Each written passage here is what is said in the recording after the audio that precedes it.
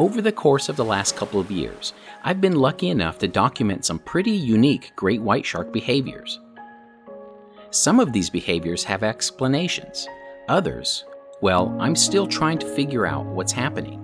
Regardless, it's always footage that grows my intrigue even more in these large predators of the sea.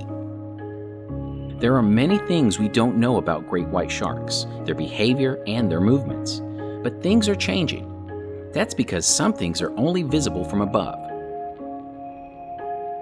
And many of these things I'm seeing are not the traditional dramatic behaviors we're so often accustomed to seeing on Shark Week or other programs. The more time I spend filming them, the more I'm realizing that there may be more things about these sharks we have yet to see, and that perhaps we should be looking for those behaviors instead.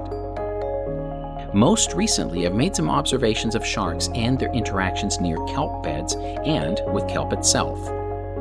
The following are examples of some of this behavior. Remember, these are just observations. I will let the scientists interpret and study the behavior. In the meantime, here's what I'm talking about. This is a white shark in the act of what appears to be eating a piece of kelp. At the very least, it's showing a keen interest in it. It's quite extraordinary because it hasn't really been documented before, at least not by the handful of scientists I've asked. It could tell us much more about the way white sharks interact with their environment and how and when they decide to strike an object. Most interesting, however, is what the sharks are doing prior to making contact with a kelp. Here's what I'm talking about.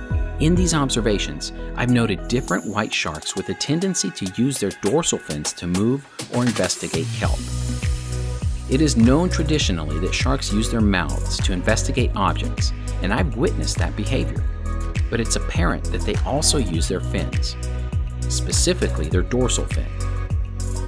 Notice how this shark touches the kelp with its dorsal fin, and then turns back around to make a strike at it. This is one of those small behavior characteristics that we wouldn't see if a diver or camera were in the water. The wonders of filming sharks from above means we can observe naturally,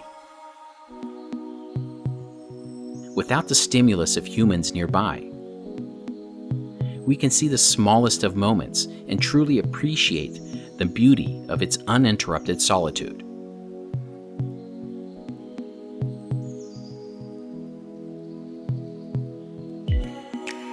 It's safe to say this dorsal fin behavior is likely commonplace and shows that white sharks may process information about their environment with their fins more often than just their mouth. Still, the latter can be more dramatic.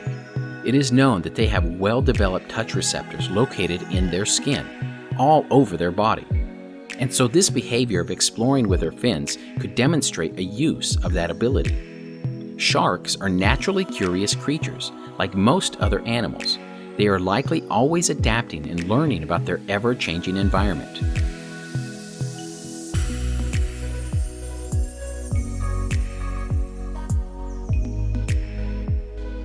Curiosity is a behavior that is universal among all animals in some capacity. It's evident in all sharks, and it can sometimes be entertaining when it involves a different species. Here's some interactions with birds. Notice the shark's approach. How similar it is to the approach it takes toward kelp.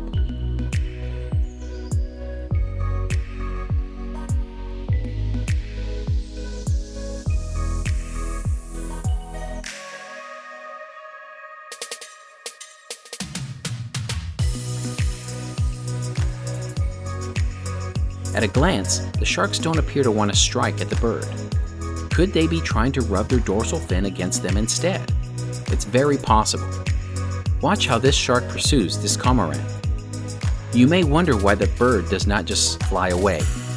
The cormorant can't simply fly away unlike other birds. That's because their wings are not necessarily waterproof, a feature that comes in handy for diving at fish, but can make scenes like this much more common.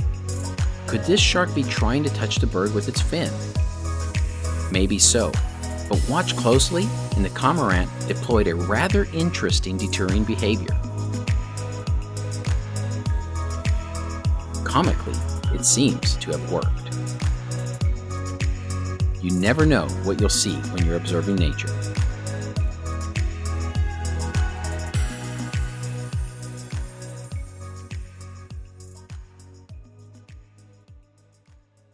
Most of the documentation I share on this channel occurs in shallow water. It's where most of these sharks tend to be found. As you can see here, sometimes in waist-deep water. The paddleboarder did not see the shark until well after it came nearby. It is a common misconception that sharks are only found in deeper waters. In reality, it's the shallow water areas that tend to have the most shark activity. And yes, while this is a juvenile white shark, like many in Southern California I film, I do see large 12 to 14 foot white sharks in the surf zone as well. It is wise to remember that fact. Notice the size of this shark. This is not your typical juvenile white shark.